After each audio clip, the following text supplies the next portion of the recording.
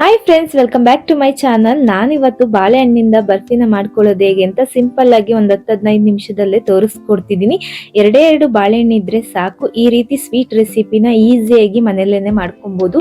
ಬಾಳೆಹಣ್ಣಿಂದ ಏನಾದ್ರೂ ಸ್ವೀಟ್ ನ ಮಾಡ್ಕೊಬೇಕು ಅಂತ ಅನ್ಕೊಂಡಾಗ ಈ ರೀತಿ ಸ್ವೀಟ್ ನ ಒಂದ್ಸಲನಾದ್ರೂ ಟ್ರೈ ಮಾಡಿ ನೋಡಿ, ತುಂಬಾ ಟೇಸ್ಟಿ ಆಗಿರುತ್ತೆ ಅಂತ ಹೇಳ್ತಾ ಬನ್ನಿ. ಹಾಗಿದ್ರೆ ಮಾಡೋ ವಿಧಾನ ಹೇಗೆ ಅಂತ ಒಂದ್ಸಲ ನೋಡ್ಕೊಂಡ್ ಬರೋಣ. ಮೊದಲಿಗೆ ನಾನಿಲ್ಲಿ 2 ಬಾಳೆಹಣ್ಣ ತಗೊಂಡಿದ್ದೀನಿ. ನೀವು ಬೇಕಿದ್ರೆ ಏಲಕ್ಕಿ ಬಾಳೆಹಣ್ಣಲ್ಲಿ ಕೂಡ ಈ ರೀತಿ ಬರ್ಫಿನ ಮಾಡ್ಕೊಬಹುದು. ಇದನ್ನ ಸಿಪ್ಪೆ ತೆಗೆದು ಕಟ್ ಮಾಡ್ಕೊಬೇಕು. ನೋಡಿ, ನಾನು ಈ ರೀತಿ ಆಲ್ರೆಡಿ ಕಟ್ ಮಾಡಿ ಇಟ್ಕೊಂಡಿದ್ದೀನಿ. ಇದನ್ನ ಒಂದು ಮಿಕ್ಸಿ ಜಾರ್ಗೆ ಹಾಕೊಂಡು ನಾವು ನುಣ್ಣಗೆ ರುಬ್ಕೊಬೇಕಾಗುತ್ತೆ. ನಾನಿಲ್ಲಿ ಜಾರ್ಗೆ ಕಟ್ ಮಾಡ್ಕೊಂಡಿರೋ ಬಾಳೆಹಣ್ಣ ಹಾಕೊಂತಾ ಇದ್ದೀನಿ. ಇದಕ್ಕೆ ನೀರ್ನ ಹಾಕ್ತೇನೆ, ನಾವು ನುಣ್ಣಗೆ ರುಬ್ಕೊಬೇಕು. ನೋಡಿ, ರುಬ್ಬಿದಾಗಿದೆ. ಈ ರೀತಿ ನುಣ್ಣಗೆ ರುಬ್ಕೊಂಡಾದ ನಂತರ ಇದನ್ನ ಪಕ್ಕಕ್ಕಿಟ್ಟು ನಾನಿಲ್ಲಿ ಒಂದು ಬಾಣ್ಲಿನ ಬಿಸಿ ಮಾಡ್ಕೊಳ್ಳೋದಿಕ್ಕೆ ಇಟ್ಕೊಂಡಿದ್ದೀನಿ. ಬಾಣ್ಲಿ ಬಿಸಿ ಆದ ನಂತರ ನಾನಿಲ್ಲಿ 1-2 ಟೇಬಲ್ ಸ್ಪೂನ್ ಆಗುವಷ್ಟು ತುಪ್ಪನ ಹಾಕೊಂತಾ ಇದ್ದೀನಿ. ನಿಮ್ಮ ಮನೇಲಿ ಯಾವ ತುಪ್ಪನ ಬಳಸ್ತೀರಾ ಅದನ್ನೇ ಹಾಕೊಂಡು ಮಾಡ್ಕೊಬಹುದು. ತುಪ್ಪ ಸ್ವಲ್ಪ ಬಿಸಿ ಆದ ನಂತರ ನಾನಿಲ್ಲಿ 1 ಕಪ್ ಆಗುವಷ್ಟು ಮೀಡಿಯಂ ರವೆನ ಹಾಕೊಂತಾ ಇದ್ದೀನಿ. ನಾರ್ಮಲ್ ಆಗಿ ಉಪ್ಪಿಟ್ಟಿಗೆ ಯಾವ ರವೆನ ಬಳಸ್ತೀವಿ ಅದೇ ರವೆ ಇದು. ನಂತರ ಇದನ್ನ ಸ್ವಲ್ಪ ಹಸಿ ವಾಸನೆ ಹೋಗೋ ತನಕ ಒಂದು 5 ನಿಮಿಷ ಕೈ ಬಿಡ್ದಂತೆ ಮೀಡಿಯಂ ಫ್ಲೇಮ್ ನಲ್ಲೇ ಇಟ್ಕೊಂಡು ಫ್ರೈ ಮಾಡ್ಕೊಬೇಕು.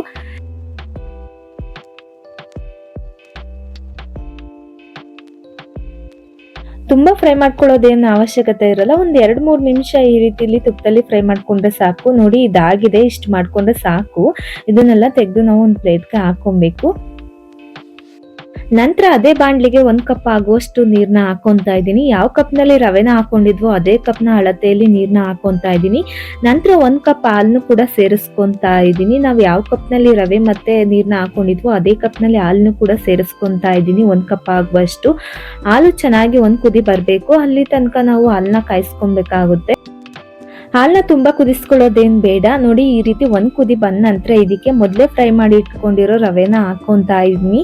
ರವೆನ ಹಾಕೊಬೇಕಿದ್ರೆ ಸ್ವಲ್ಪ ಸ್ವಲ್ಪ ಹಾಕೊಂಡು ಮಿಕ್ಸ್ ಮಾಡ್ಕೊಬೇಕು, ಇಲ್ಲ ಅಂತಂದ್ರೆ ಗಂಟ್ ರೀತಿ ಆಗ್ಬಿಡುತ್ತೆ. ಈ ರೀತಿ ಸ್ವಲ್ಪ ಸ್ವಲ್ಪನೇ ಹಾಕೊಂಡು ಚೆನ್ನಾಗಿ ಮಿಕ್ಸ್ ಮಾಡ್ಕೊಂಡ್ ನಂತರ ಒಂದ್ 5 ನಿಮಿಷ ಮೀಡಿಯಂ ಫ್ಲೇಮ್ ನಲ್ಲೇ ಇಟ್ಕೊಂಡು ಕೈ ಬಿಡುತ್ತಂತೆ ತಿರ್ಗಿಸ್ಕೊಂತಾ ಇರ್ಬೇಕು.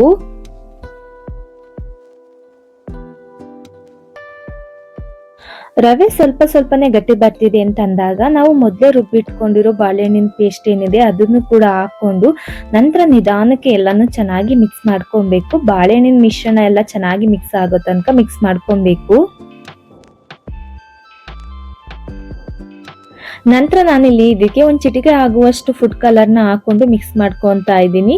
ಕಲರ್ಗೋಸ್ಕರ ನಿಮ್ಗೆ ಫುಡ್ ಕಲರ್ ಬೇಡ ಅಂತಂದ್ರೆ ಸ್ಕಿಪ್ ಮಾಡ್ಕೊಂಡು ಹಾಗೆ ಕೂಡ ಮಾಡ್ಕೊಬಹುದು.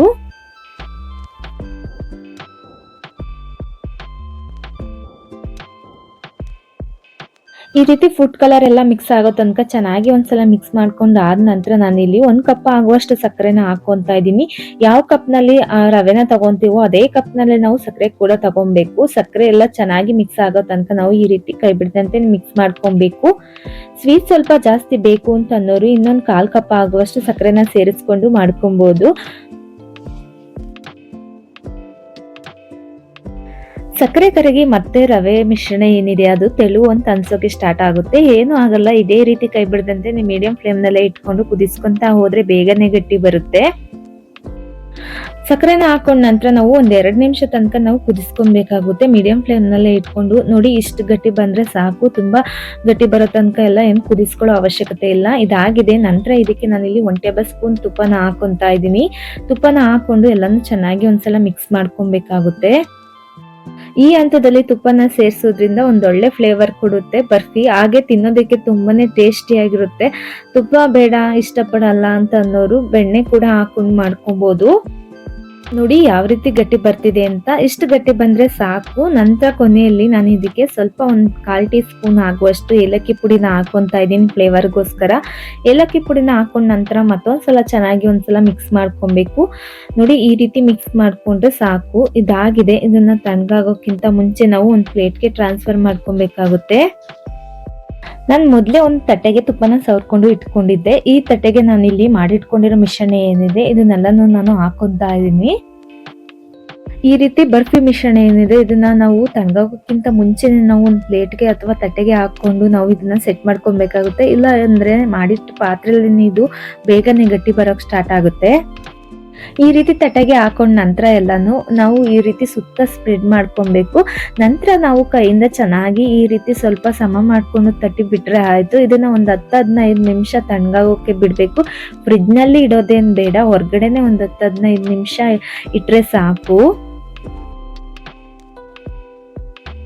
ಒಂದು 15 ನಿಮಿಷ ಆದ ನಂತರ ನೋಡಿ ಕೈಗೂ ಕೂಡ ಅಂಟಿಲ್ಲ, ಯಾವ ರೀತಿ ಚೆನ್ನಾಗಿ ಸೆಟ್ ಆಗಿದೆ ಅಂತ. ನಂತರ ಇದನ್ನ ಕಟ್ ಮಾಡ್ಕೊಬೇಕು. ನಂತರ ನಾನಿಲ್ಲಿ ಒಂದು ಚಾಕುನಿಂದ ಈ ರೀತಿ ಕಟ್ ಮಾಡ್ಕೊತಾ ಇದ್ದೀನಿ. ನಿಮಗೆ ಯಾವ ರೀತಿ ಶೇಪ್ಗೆ ಬೇಕು ನೀವು ನೋಡಿ ಕಟ್ ಮಾಡ್ಕೊಬಹುದು. ಈ ರೀತಿ ಕಟ್ ಮಾಡ್ಕೊಂಡ್ ಆದ ನಂತರ ನಾನಿಲ್ಲಿ ಒಂದು ಪೀಸ್ನ ತೆಗೆದು ತೋರಿಸ್ತೀನಿ ನೋಡಿ ಯಾವ ರೀತಿ ಬಂದಿದೆ ಅಂತ. ಚಾಕುಗೂ ಕೂಡ ಅಂಟಿಲ್ಲ ನೋಡಿ ಎಷ್ಟು ಚೆನ್ನಾಗಿ ಬಂದಿದೆ ಅಂತ. ಅಷ್ಟೇ ಸಾಫ್ಟ್ ಆಗಿ ಬಂದಿದೆ ಬರ್ಫಿ. 2 ಬಾಳೆಹಣ್ಣು ಇದ್ರೆ ಸಾಕು, ಈ ರೀತಿ ಸಾಫ್ಟ್ ಆಗಿ ಬರ್ಫಿನ ನಾವು ಮನೆಯಲ್ಲೇನೆ ತುಂಬಾ ಟೇಸ್ಟಿಯಾಗಿ ಮಾಡ್ಕೊಬಹುದು. ನೋಡಿ ಇನ್ನೊಂದು ಪೀಸ್ ಕೂಡ ನಾನು ತೆಗೆದು ತೋರಿಸ್ತೀನಿ. ಒಂಚೂರು ಅಂಟ್ತೇನೆ ಎಷ್ಟು ಚೆನ್ನಾಗಿ ಪೀಸ್ಗಳೆಲ್ಲ ಎಷ್ಟು ಚೆನ್ನಾಗಿ ಬರ್ತಿದೆ ಅಂತ. ಹಾಗೆ ಸಾಫ್ಟ್ ಆಗಿ ಕೂಡ ಬಂದಿದೆ. ನೋಡೋದಕ್ಕೂ ನೋಡಿ ಎಷ್ಟು ಚೆನ್ನಾಗಿ ಕಾಣಿಸ್ತಾ ಇದೆ. ಹಾಗೆ ತಿನ್ನೋದಕ್ಕೂ ಕೂಡ ತುಂಬಾನೇ ಟೇಸ್ಟಿ ಆಗಿರುತ್ತೆ. ಈ ರೀತಿ ಬರ್ಫಿನ ಒಂದ್ಸಲನಾದ್ರೂ ಮನೇಲಿ ಟ್ರೈ ಮಾಡಿ ನೋಡಿ, ತುಂಬಾನೇ ಟೇಸ್ಟಿ ಆಗಿರುತ್ತೆ ಅಂತ ಹೇಳ್ತಾ, ಒಂದೇ ಒಂದು ಕಪ್ ರವೆ ಹಾಗೆ 2 ಬಾಳೆಹಣ್ಣಿಂದ ಈ ರೀತಿ ಬರ್ಫಿನ ಈಸಿಯಾಗಿ ಮನೆಯಲ್ಲೇ ಮಾಡ್ಕೊಬಹುದು. ಒಂದ್ಸಲನಾದ್ರೂ ಟ್ರೈ ಮಾಡಿ ನೋಡಿ, ತುಂಬಾ ಚೆನ್ನಾಗಿ ಬರುತ್ತೆ ಅಂತ ಹೇಳ್ತಾ, ಹಾಗಿದ್ರೆ ಇವತ್ತಿನ ಈ ರೆಸಿಪಿ ವಿಡಿಯೋ ನಿಮ್ಮೆಲ್ಲರಿಗೂ ಇಷ್ಟ ಆಗಿದೆ ಅಂತ ಅನ್ಕೊಂಡಿದೀನಿ. ಇಷ್ಟ ಆಗಿದ್ರೆ ಹಾಗೆ ಒಂದು ಲೈಕ್ ಕೊಟ್ಟು ನಿಮ್ಮ ಅನಿಸಿಕೆ ಅಭಿಪ್ರಾಯಗಳನ್ನ ಕಮೆಂಟ್ ಮೂಲಕ ತಿಳಿಸೋದನ್ನ ಮರಿಬೇಡಿ. ಹಾಗೆ ಇನ್ನ ಯಾರೆಲ್ಲ ನಮ್ಮ ಚಾನಲ್ನ ಸಬ್ಸ್ಕ್ರೈಬ್ ಮಾಡ್ಕೊಂಡಿಲ್ಲ ಪ್ಲೀಸ್ ಸಬ್ಸ್ಕ್ರೈಬ್ ಮಾಡ್ಕೊಳ್ಳಿ.